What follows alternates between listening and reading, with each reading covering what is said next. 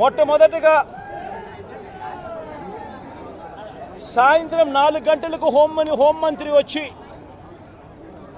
Press మీట్ను address చేస్తూ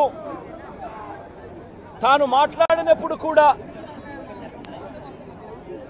సహాయానికి సంబంధించి పర్యవేక్షించడానికి తాను అనకాపల్లికి వెళ్తున్నాను అన్న మాటలు వాళ్ళ నోట్లో నుంచి రాలేదు.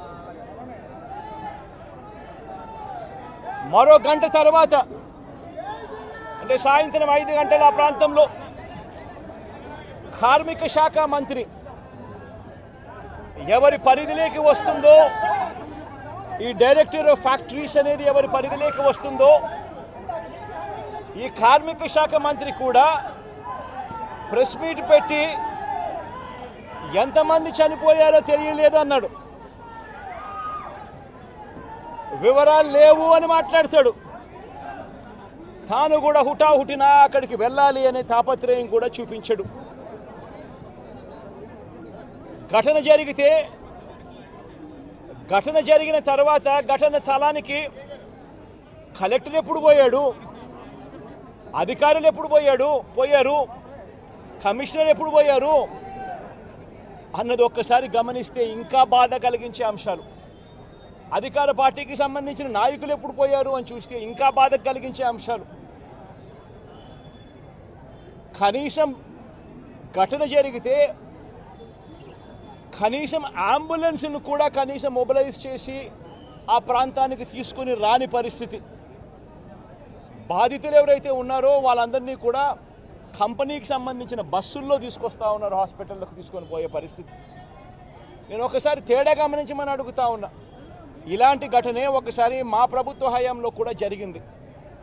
ఎల్జీ పాలిమర్స్ అనే ఘటన జరిగింది. కోవిడ్ మహమ్మారి ఉన్న సమయం అది. మేలో జరిగింది, మే 2020 ప్రాంతంలో జరిగింది. ఒకవైపున కోవిడ్ మహమ్మారి ఉన్నప్పటికీ కూడా ప్రభుత్వం ఎలా పలికింది, ఎలా స్పందించింది అని ఒక్కసారి కంపారిజన్ చేయాలి. ఆ ఘటన తెల్లవారుజామున రాత్రి 3:40 తెల్లవారుజామున 3:40కి ఆ ఘటన జరిగితే, తెల్లవారుజామున 3:40కి ఆ ఘటన జరిగింది. పట్టపగలు కాదు. జరిగితే 5 గంటలకల్లా కలెక్టర్ స్పాట్లోకి వెళ్ళాడు, కమిషనర్ స్పాట్లోకి వెళ్ళాడు.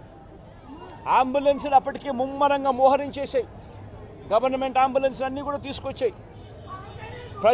ప్రతి బాధితునికి కూడా తోడుగా ఉండే కార్యక్రమం జరిగింది. 6 గంటలకల్లా వైఎస్ఆర్ కాంగ్రెస్ పార్టీకి సంబంధించిన సీనియర్ నాయకులందరూ కూడా స్పాట్ మీదకి వెళ్ళారు, తోడుగా ఉండే కార్యక్రమం చేశారు. అదే రోజు 11 గంటలకల్లా, మధ్యాహ్నం కూడా కాదు, మధ్యాహ్నం కాకమునిపే 11 గంటలకల్లా ఏకంగా ముఖ్యమంత్రి అంటే నేనే ఏకంగా స్పాట్లోకి నేనే రావడం జరిగింది. స్పందించిన తీరు గమనించమని అడుగుతా ఉన్నా. వెంటనే 24 గంటల్లోనే ఏకంగా ₹1 కోటి కాంపన్సేషన్ ప్రకటించిన పరిస్థితులు గతంలో ఎప్పుడు జరగల. ఇట్లాంటి ఘటనలు జరిగినప్పుడు గవర్నమెంట్ ఎప్పుడూ కూడా రెస్పాన్సిబిలిటీ తీసుకొని, గవర్నమెంట్ ఎప్పుడూ కూడా బాధితుల పట్ల సానుభూతితో ఎప్పుడూ వ్యవహరించలా. ఇంతగా వ్యవహరించిన పరిస్థితులు ఎప్పుడూ లేవు. మొట్టమొదటిసారిగా ₹1 కోటి కాంపన్సేషన్ ఇచ్చిన ఏకైక ప్రభుత్వం మొట్టమొదటిగా వైఎస్ఆర్సీపీ ప్రభుత్వమే, మన ప్రభుత్వమే, జగన్ ప్రభుత్వమే ఇచ్చిందని కూడా చెప్పడానికి కూడా సంతోషపడతా ఉన్నాను నేను ఇక్కడ.